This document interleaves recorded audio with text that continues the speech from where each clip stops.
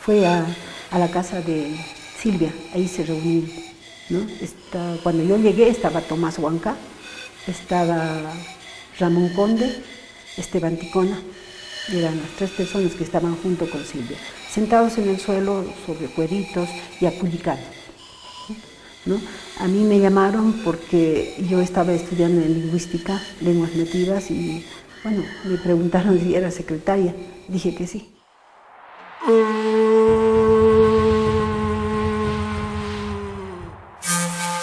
Hicieron alguna entrevista si sabía de dónde era, ¿no?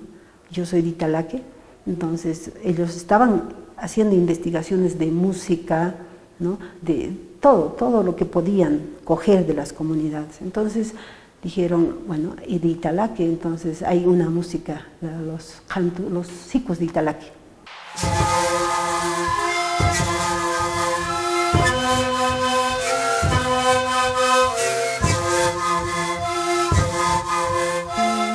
Por puro amor, pura pasión, puro compromiso, digamos. O sea, estaba en la carrera de sociología y bueno, yo les escuchaba hablar a la gente aymara, sus demandas, sus problemas, y veía que era una causa muy justa, una causa legítima, todo lo que ellos decían. Entonces yo dije, entro con ellos, me gusta su compromiso, su lucha. Debatíamos mucho en la carrera de sociología con algunos compañeros aymaras. Y entonces aprovechamos en el taller de ideología que dirigía Silvia Rivera, ahí nos conocimos en el curso. Y así nomás ya se formó el TOA. Estábamos en un contexto en el cual salíamos de la dictadura, la universidad volvía un poco a tener su autonomía, pero todavía había, digamos, una hegemonía muy fuerte marxista, donde lo indígena no interesaba, ¿no? Y había una suerte de racismo inscrito en el hecho de, por ejemplo, la exigencia de un idioma extranjero, el tema de que la gente bilingüe aymara tiene un tipo de escritura y de pronunciación del castellano que posiblemente no agradaba, digamos, a ciertos profesores, mientras que para Tomás y yo, que éramos profesores, nos parecía que era la gran riqueza del estudiante aymara, era que traía consigo la memoria de su comunidad y de su familia rural y toda una serie de experiencias vitales de gran valor para poder generar un tipo de aproximación a las ciencias sociales distinta, ¿no?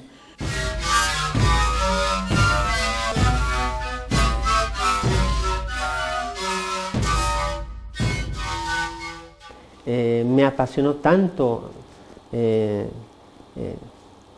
esta situación que me quedé a saber cuál era la historia, porque cada vez que leía, cada página que leía de la historia era algo amargo que se me quedaba un nudo acá en la garganta y quería saber el porqué de las cosas, la razón de las cosas, ¿cierto? Era como juntar diferentes partes de una carta rota en muchos pedazos, y al juntarla podíamos leerlas todas y decir, esta es nuestra historia, esta es la historia que no conocíamos, que estaba dividida en muchas partes. Bueno, yo me sentí muy bien llegando allá, porque generalmente como aymara, tu rostro, tu estatura, no te la reconocen, no te la valoran, ¿no es cierto?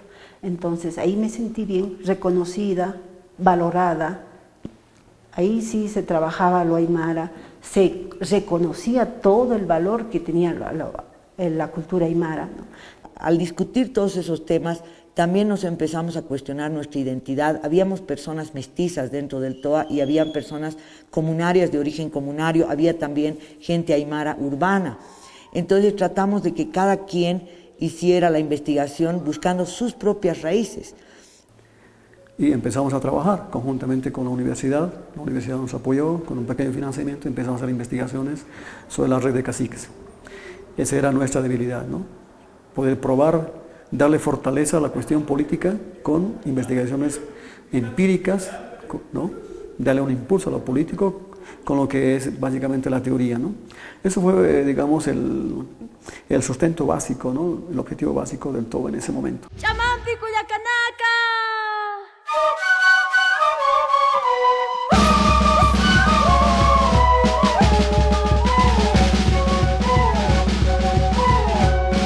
a partir de ahí empezamos con el trabajo de Santos Marcatola y el trabajo sobre todo de archivo. Se hizo con una técnica de la olla común, hacer todos un solo fichero, discutir en reuniones y generar ya las líneas de investigación, sobre todo buscando a los descendientes de los caciques apoderados. Y empezamos a desplazarnos a diferentes áreas. Los aymaristas entran al campo, a la provincia de Gualberto Villarroel, buscando toda la historia de Santos Marcatola y de los caciques.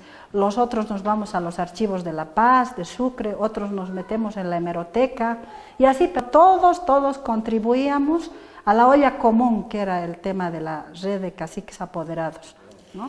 Bueno, empezamos a hacer los encuentros de ancianos y encuentros de ancianas. A través de ellos, justamente esas memorias fragmentadas se empezaron a conectar y descubrir que había un gran movimiento que estaba detrás de las rebeliones, porque hasta entonces la idea que tenía la historia oficial era que habían rebeliones que eran estallidos de violencia irracional, que venían como una especie de ya sacarse de encima al opresor, pero sin ningún programa, sin ninguna propuesta. Entonces, es ese momento en que la historia vuelve a tomar vida para nosotros. Y es el momento donde uno como investigador empieza a escuchar en forma apasionada aquello que le hacen imaginar en sus relatos cada uno de ellos, lo que han vivido, lo que hayan podido vivir ellos, empieza a nosotros a quemarnos. Yo creo que experimentaba aquí estaba más en el yanqui que para cucar o campinsa acá no tumbo siempre bichataski ma el ortata nanakan acá que iglesia entonces con ate costumbre utapjetoa con jamate pa casi kin nanakan pastabs managan no siempre ta familia con baitar y la cataja mayor tumumpiha junto rabaja ya naquero chicotín be azotan khiptirina caro chicotín be azotina ukaste patrona lunisa hotirin kotha patrona ha haquero ha uka punguna ka paroha con tayasin y asnuro sel hatirin para montar al asno patrón al suyo.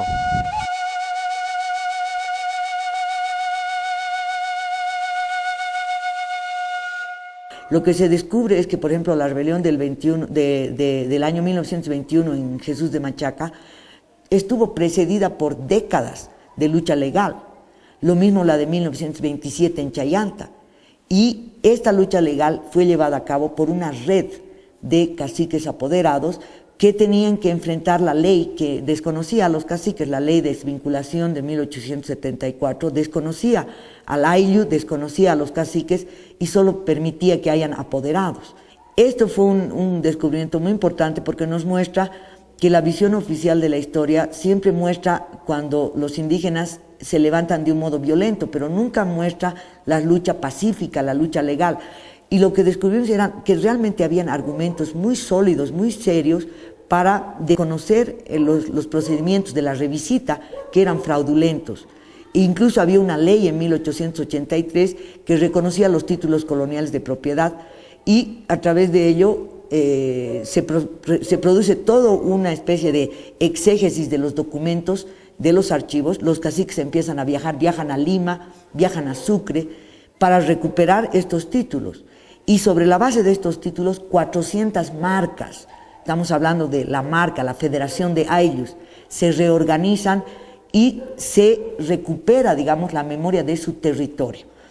Lo habíamos sacado del anonimato a Santos Marcatola, ¿no? Y habíamos hecho una fiesta ahí el 13 de noviembre, una fiesta en homenaje a la muerte de Santos Marcatola, y por supuesto que eso les gustaba, les llegaba, ¿no?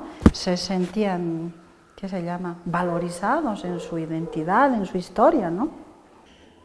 Cuando en 1984 se presenta el libro en Choña y Lata, fue muy emocionante porque los viejitos un poco que acusaron a los jóvenes, a la generación de sindicalistas del MNR, de haberlos amordazado, de haberlos silenciado, de no haberles escuchado su historia. Y era la tercera generación, digamos los nietos, quienes recién recuperaban y reconocían el valor.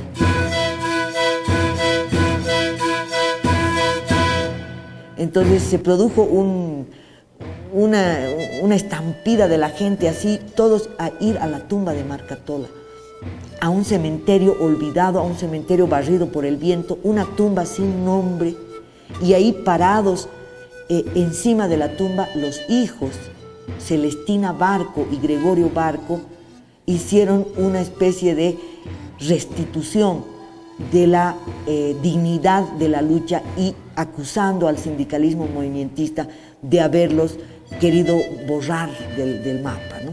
Y eso condujo, digamos, a que la gente se cuestione el esquema sindical, sobre todo por su dependencia clientelar con los partidos políticos y la búsqueda de una autonomía propia, de un pensamiento propio, de organizaciones y autoridades propias.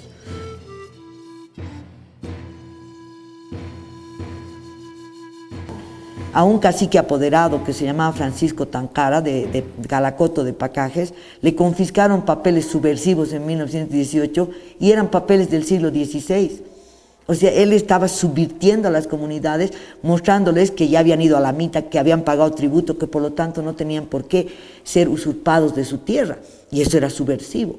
Entonces a nosotros eso nos pareció clave, ¿no? Ver cómo la historia la usa en el presente, en ese presente de los años 20, el movimiento cacical, y a la vez nosotros en los años 80, influidos por el catarismo, por el indianismo, también recuperando la historia, digamos, de Catar y de todas las luchas anticoloniales, pero en el ámbito republicano no se conocía más que Zárate Vilca.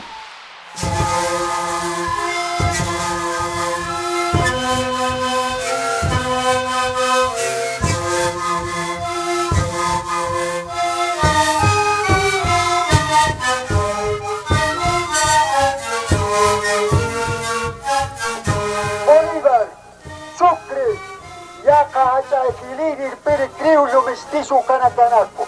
Anchita mahuca ya quiscañao aniwa, uñana japunica cantante, Faustino Yanquina, ani Marcelino Yanquina. Maran jañay, chicotiba provincia ingavi sawayiwa, ucaja lura siñapao compañero naco. Ani uchuquiao maricana caniwa sa un instante, hacha y equilibrio, pero monumento naco. Ani taucan un instante. Salvo 16 de julio, Tupac Amaru.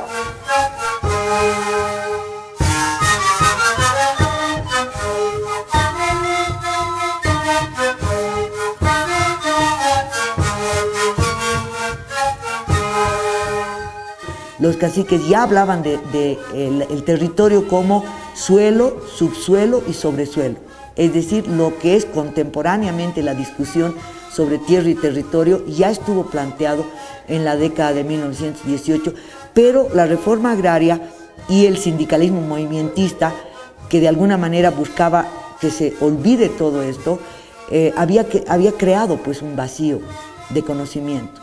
Y en las comunidades este conocimiento se recupera por dos vías. Uno, como te digo, los encuentros de ancianos y la posibilidad de intercambiar estas experiencias.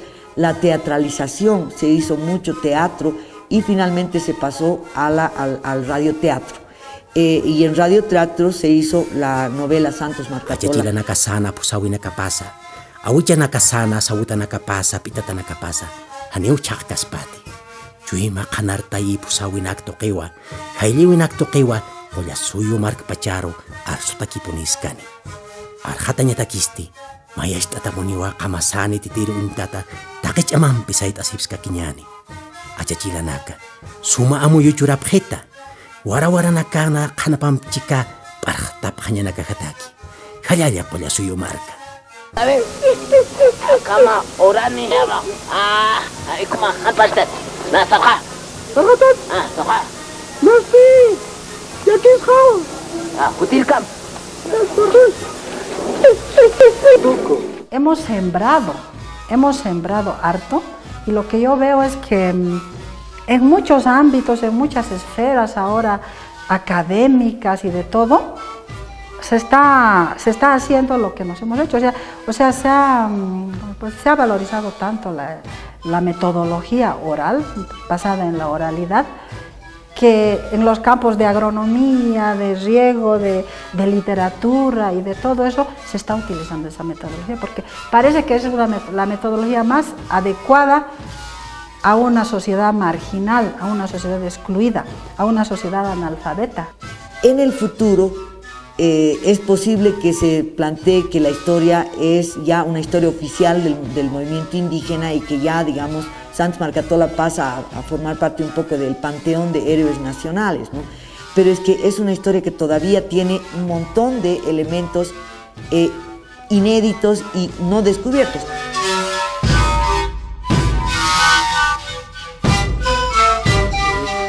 Mientras nos mantengamos unidos vamos a mantener todavía viva la llama de nuestra historia, que va a ser la guianza de muchos otros jóvenes que vendrán luego de nosotros, así como lo fueron nuestros abuelos en su momento, que nos dejaron para nosotros muchas enseñanzas. Y en el futuro creo que tenemos temas todavía que tratar sobre ciudadanía, sobre educación, tierra, territorio, identidad. Este es un país que todavía tiene que tratar esos asuntos, mientras todavía no estén claros para nosotros quienes vivimos en este país. Va a ser difícil que podamos encontrar a lo mejor todo lo que nosotros estamos esperando hoy en día, ¿no?